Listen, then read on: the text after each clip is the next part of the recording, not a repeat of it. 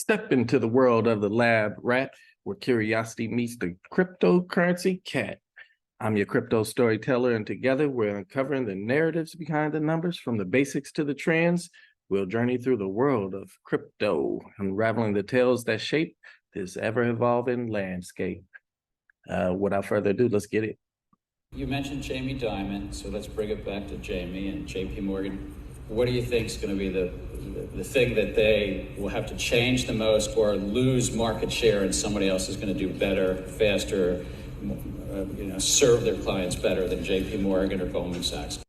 By the way, this is Gary Gensler. I forgot this other dude's name. It's probably up here somewhere, but this is an old conversation they had. They're going to tell you the playbook of how it all turns out. And before I keep going, I think I'm gonna rewind this, because I wanted to say something real quick. And I want to take two scriptures out of context. They got a greater meaning within context, but I wanted to apply it to this financial landscape like this and just give it to you. Where there is no vision, the people perish. That's Proverbs 29:18 and Hosea 4:6. My people are destroyed for a lack of knowledge, right? We need this financial knowledge. We need this vision of where this thing is going. We need to see that 2-3 years down the road, and we need to understand what's happening. And that's what they kind of going through right here. Let's get it. Let's listen to this with that in mind. Let's keep that. You mentioned Jamie Dimon, so let's bring it back to Jamie and JP Morgan.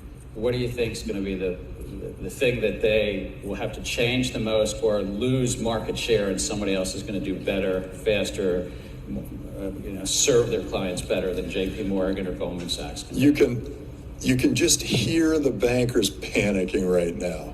But what feel the panic in their voices. But here's what always happens. The first thing that happens is they try to go, oh, it's nothing. I'm sorry to stop it, but I gotta comment. So for those who don't know, they're talking about technology, the technology curve, where it starts and where it ends up at. And they did that. I mean, that's with every new industry, every new technology comes along, the powers that be, the incumbents, the status quo, all say, it's nothing. Don't ignore the man behind the curtain. This is nothing. Jamie Dimon calls it pet rock. And then all of a sudden it's too big to get in there. They're going, oh my God, I got to face this thing. And then they all line up and they wrap their arms together and they say, we're not letting this happen. And then it keeps going. And then they say, okay, well, let's sue them. Or let's go get the government. There's another thing they do. They adopt the technology. I think. No, that's at the end. They will adopt this technology. No, this is the last thing they do. No, yeah, it's after the press planning. They plant the press stories. They put out lawsuits. They create as much of a fuss as possible. They try to get their government friends involved. And then they go, oh God, this thing's happening.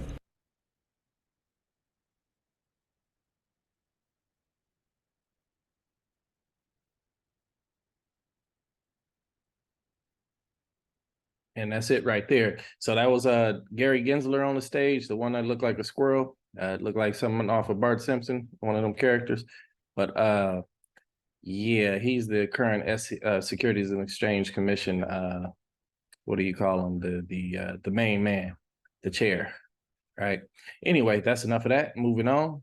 Keep in mind what we seen here. He gave you the layout. He said first they say it don't mean it ain't nothing. Then they fight you a little bit, put out the news articles, et cetera. And then when they can't stop you there, they go ahead and throw out the lawsuits. In the last 3 years, we only been in this market 3 years, me and my baby. And we went through a lot of that. It was pretty tough. We could have got rid of everything and got scared and got out, but we didn't. We held on, and you should hold on too. And he gave you the ending right here, right here, where he basically said the last thing they do is adopt the technology. I ain't gonna play it again, but the last thing they do is adopt it, right? Here we go. Let me show you some adoption right here. Ripple joins ISDA, claims share of 1.2 quadrillion derivatives market. This is a share from a baby. And let's read a little bit right here. Ripple Labs has cast its stone into the vast pond of derivatives market, marking a significant milestone not only for the company, but for the larger cryptocurrency industry by gaining membership with the International Swaps and Derivatives Association. This is big. Standing shoulder to shoulder with financial titans, this pivotal move isn't just a small leap for Ripple, it's a giant stride into an exclusive realm. Ripple now stands alongside industry giants like JP Morgan, Goldman Sachs, CME Group, and BNY Mellon being in the same league as these heavyweights. Mind you, Ripple was a startup a short while ago, just 10 years ago. These heavyweights reflect Ripple's emerging dominance in the global financial sector, boasting more than 1,000 institutional members spanning 79 countries. ISDA isn't merely a club, it's the backbone of the global derivatives market. Their role in setting standards and ensuring risk management best practices make them an indispensable part of the financial world. Woo-hoo-hoo. Listen, this article is fire. I can hear them speak it to us. The way I'm trying to tell you right now, they probably telling you with more excitement than I'm giving you. Okay, just take the little excitement I'm giving you and multiply that. Ripple isn't the only digital asset making its mark within the ISDA. Algorand too finds its place in the digital asset category. Ripple's entry, however, signifies the growing acceptance of digital assets on a global scale. Global. Every country with pre-established relationships with major financial institutions and governments. Ripple's influence is expected to grow even stronger with this new membership. Ripple's inclusion is ISDA. All right, let me start that over. Ripple's inclusion in ISDA opens doors to over 1,000 institutions worldwide, while the company's strategic moves within this association remain a subject of interest. Its ambition to leave a mark in the global financial market is evident. I'm not going to read the rest. I will leave links for all of this, and I'm just about done reading anyway, but this is wild. Y'all don't understand. Listen to this. Look at this number right here. I don't know if I read this as 1.2 quadrillion, but you have to, this number right here. $1.2 quadrillion. I'm not saying Ripple is going to get all that market share, but what I am saying is that if they can get us 1% of that, 1%, 2%, 5%, 10%, whatever they get, it's going to take time to get it. You know, may take 6 months, a year, 2 years, but during that whole time frame, they'll be grabbing that market share, and it's there to be had. Ripple is the only one. Well, they did mention Algorand, but Ripple is the only one that I know of that's on this ISDA board. All right, let's go to the next one. Listen to this. This is straight from Ripple. Today, we are announcing the intent to acquire Fortress Trust, part of the Fortress IO suite of companies. Fortress Trust financial and regulatory infrastructure complements and expands Ripple's comprehensive portfolio of blockchain solutions for finance.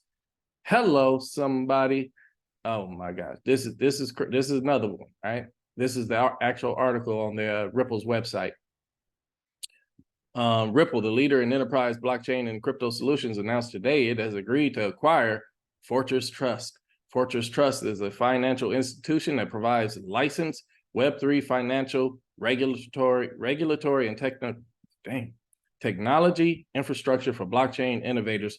Through its technology and licensing, Fortress Trust provides critical infrastructure to address the growing enterprise crypto market that complements Ripple's business and product roadmap.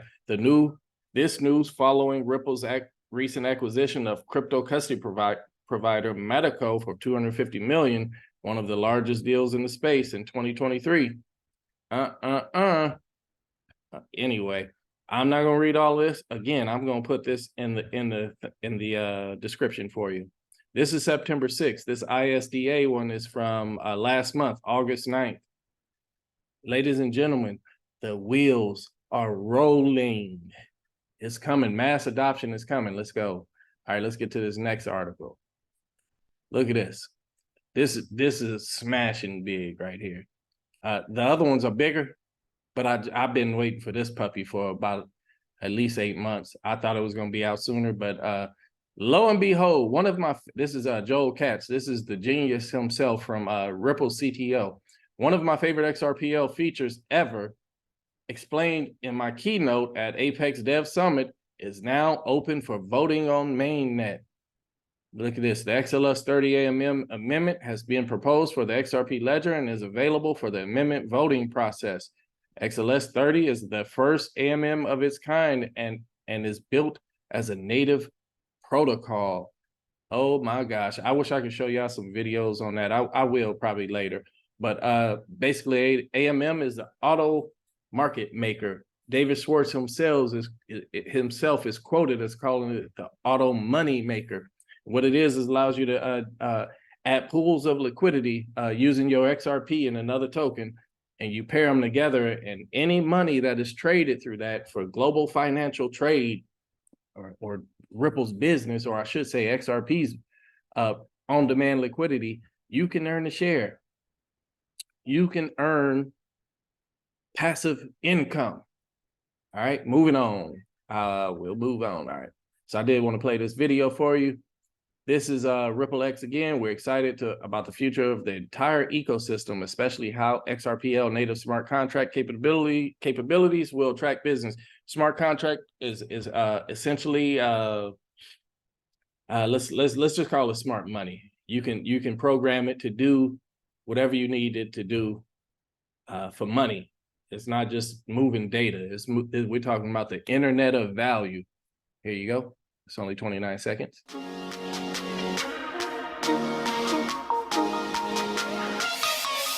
We are really excited about the future of the entire ecosystem, and especially how XRPL native smart contract capabilities can and will attract businesses that have for many years never even seen XRPL as an option for their projects.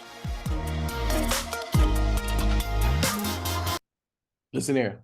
They're trying to get the developers to come. Once the developers come, the more tools that can be built on top of the ledger. This is not about Ripple. It's about getting people to build on top of the XRP ledger. Of course, it's about Ripple, but you know what I mean. It's also about the ledger itself, the blockchain, right? You can get the blockchain to grow. You can get more adoption. You get the price to go up, right? Here we go with this one. All right. This is Times Tabloid. This just came out 21 hours ago. I don't think it's that. I think it's probably 2 days old. I saw this on another video, but I wanted to read it to you guys myself. I came across this tweet earlier from a dude named XRPP. Does a lot of satire, makes a lot of jokes and stuff like that. I blocked him, so it was kind of hard for me to see that. Somebody else had to make a comment on it for me to see it. But when I came across it, I didn't really pay much mind because I was in the middle of working and stuff like that. But check this out. Ripple CTO confirms IPO announcement and SEC settlement at upcoming victory party. That tweet didn't confirm, nor did David Schwartz confirm that. That's who this is right here. But this is still a very interesting article. I think this is more like clickbait. But look at this. David Schwartz, Ripple's chief technology officer, has confirmed that there will be major announcements at the upcoming lawsuit victory party in New York City. These announcements could be something big about the anticipated initial public offering and a settlement with the SEC. With long overdue party for Ripple's victory over the U.S. Securities and Exchange Commission around the corner, a lot of XRP community members have been expecting to hear a major announcement from the crypto juggernaut. Let me just push time out right there. Let's keep in mind the vision, right? The knowledge, what we're trying to put together here. We're trying to show you what's been happening over the last few years if you haven't been in this game. Like I said, I only been here in three years. We got some players that's been in here 5 and 6 years that I listen to and I follow them as well. and they can explain things that I wasn't aware of before I got into space. And that's what I'm trying to do. I'm trying to give you what I'm aware of since I've been in this space. And this story is it's a long story. It's hard to tell. And I'm trying to give you a piece of it, basically. Here's a piece of it. Let's keep going. All right. So the Ripple party that they talking about, there was an XRP Las Vegas party that one influencer, his name was Digital Asset Investor and Digital Perspectives, or one of them. They threw a party last year or earlier this year that everybody went to. And it was pretty cool. I only saw video clips. I didn't get to go there, but Brad Garlinghouse, the CEO, showed up and everything. It was pretty cool. But Brad Garlinghouse at that party, he basically announced and said, hey, we need a proper party. And that's why you keep seeing this party business mentioned here. So anyway, so let's go. With the long overdue party for Ripple's victory over the U.S. Securities and Exchange Commission around the corner, a lot of XRP community members have been expecting to hear major announcements from the crypto juggernaut. Mind you, everything we've been hearing, all the previous links I showed you, especially Ripple joining ISDA, Ripple buying that company, those are major announcements. They are moving. Things are happening. We looking at yeah, let me just read this real quick. Sorry, I don't want to get sidetracked. Okay, here we go. A notable member of the XRP community, XRPP, this is a satire dude, recently made some predictions in a post on X or Twitter. These predictions were a full settlement with the SEC, an announcement of an IPO, XRP going past its all-time high during the party, which is on the 29th, by the way, of this month. Gary Gensler gets marched through the crowd naked as everyone yells, shame. XRPP doing jello shots with Brad, right? The post, which expectedly went viral, caught the attention of notable personalities in the XRP community, including David Schwartz, the CTO at Ripple. In response to the speculation, Schwartz replied that only two things on the list would happen, seeing that the first two predictions are the only ones that Ripple can promise to fulfill. It is safe to assume that those are the upcoming major announcements. That is a good point. So let's go through these again. Here's his actual tweet. They got a screenshot or a tweet of it, right? So if we go back through these, Ripple announces, let's start at the bottom. XRPP does jello shots with Brad, right? Brad Garlinghouse ain't taking no jello shots. We can throw that off the list, all right? Gary Gensler is marching naked through the crowd, as well as as we all yell shame. I want to beat him. I don't know, whoop his tail with Mr. Brown and Mr. Black, but that's another story. But yeah, that's not financial advice. That ain't gonna happen. So these two ain't gonna happen, right? We all know that. That's not gonna happen. XRP runs past all-time high during the party. During the party, oh dang, what'd I just do? All right, back. During the party, yeah, that ain't gonna happen. I don't know why that would happen during the party. That would be too tough to predict. But these last two, just like they said right here, seeing the first two predictions are the only ones Ripple can promise to fulfill. They can't. I guess they could promise to do some jello shots, but if you know Brad Garlinghouse, he's classy and legit. He ain't doing no jello shots. All right. Ripple announces IPO. Only look what David Schwartz says. Only two of these things can happen. Listen, Ripple announce IPO, blast off. Ripple announces full settlement with the SEC. The first blast off would be to the moon. The second blast off would be to Jupiter. Oh my goodness. Look, I was watching another influencer. His name is David. I forgot what channel he's on. But he said, well, if those two happen, he said, boom, shakalaka. I said, yeah, boy, I know. Yeah, that's right. But anyway, here we go. Let me read the rest of this. As for the third one, XRP is currently trading at 49 cents. And for it to get to 384, we'll have to jump over 668%. This doesn't seem likely in the next few weeks. there's also a 0% chance that Gary Gensler, the chairman of the SEC, will get paraded naked at the Ripple party, right? So they basically canceling out too. It's going to be hard to hit the 384 mark is what they saying, meaning this one, XRP runs past all-time high. And then for the final prediction, if XRP can get that done, I'm sure he'll be happy, but it doesn't seem like David Schwartz can confirm that. That brings us back to the first two predictions. Yeah. Hey, listen here. We got major announcements. I'm gonna go here. Look at this. Ripple joins ISDA last month. We got this one. Ripple acquires Fortress Trust. I heard this is all about licensing in USA, etc. Right? They need this to expand their business. I know this is Ripple, and XRP itself is separate, but they are building on the XRP ledger with all these things that they're doing, right? So that's the trust.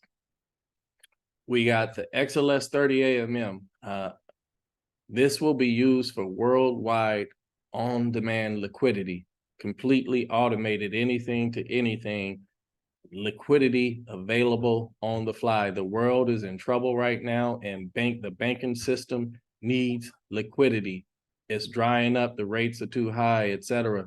This money thing is not happening the way we want it to happen. What's the next one? They just talking about smart contracts. They got something called Evernote coming to XRP Ledger on the side chain. That's coming soon. And we're going back to this one. Yeah, David Schwartz saying that was crazy. Now, this is crazy. And then check this out, y'all. So we got the adoption curve. When an innovation is introduced into a market, it takes a number of years to diffuse and penetrate the market.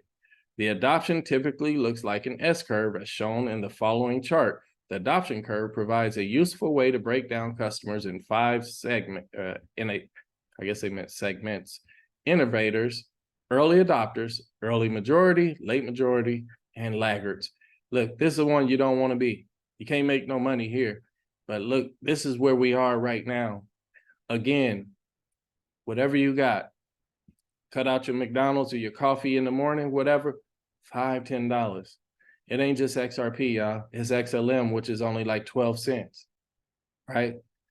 XLM follows, it kind of tracks XRP and sometimes does better in certain cases.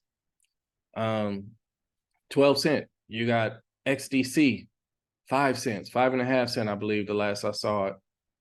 Be an early adopter.